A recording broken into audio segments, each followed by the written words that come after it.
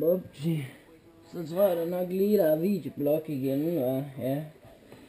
Det er jo nemlig det. Der er nogle ensomme og forladte mennesker, der sidder derude i verden og tænker, Rasmus, lav en videoblog. Jeg har ikke noget liv. Jeg har brug for, at du ligesom siger noget fantastisk sjovt. Jeg kan grine af. Ja. Det er bare dejligt. Så det jeg vil sige, det er, hvad kalder man en luder i en, hvad hedder det, kørestol?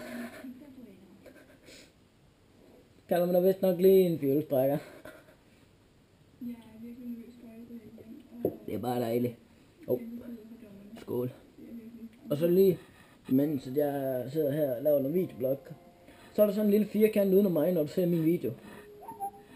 Så lige hernede i den der bar ting, så kan du hente sådan en lille hjul. Trykker på den, ikke? Det går lige op. Og så kan du bare lige sætte den i HD.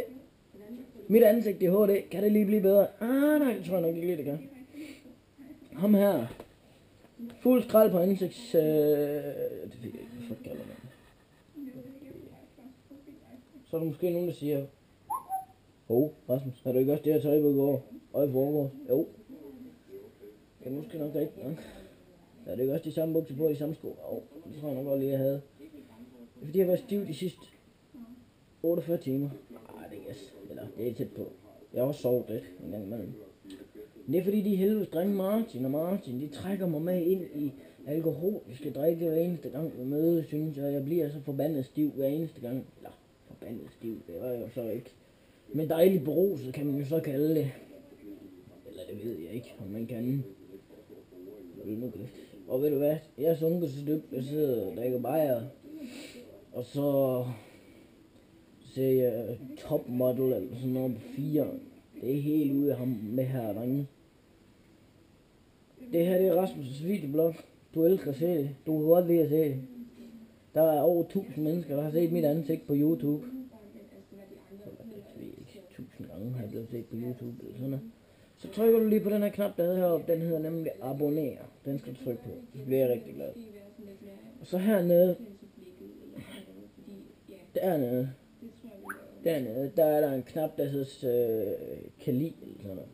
Og du kan godt lide det her. Det er med mig, hovedrollen, Rasmus. Det kan du lide. Så jeg tænker, stem på den stive knægt og gør en mand glad. Og så var der nogle drenge, der gav mig ligesom noget i dag. Det sagde Rasmus. Nogle gange får en 30-20 subscribers på YouTube. Det er ikke ret meget, for der er nogen, der har milliarder. Fuck det. Når du får det, skal du så ikke tage et shot for hver eneste subscriber, du har på YouTube? Jo, det skal jeg. Det skal jeg, Så hvis inden for den næste 2 ugers tid, jeg når op på de 30-20 subscribers, så skal jeg være stanke på Cardi, og der kommer til at knække stråle ud af kæften på mig. Og det er jeg sikker på, at du gerne vil se. Så tryk på knappen. Skriv noget sjov. Vi ses. Mit navn er Rasmus Harbo. Det er min blog. Det er dig, der ser den. Fisse.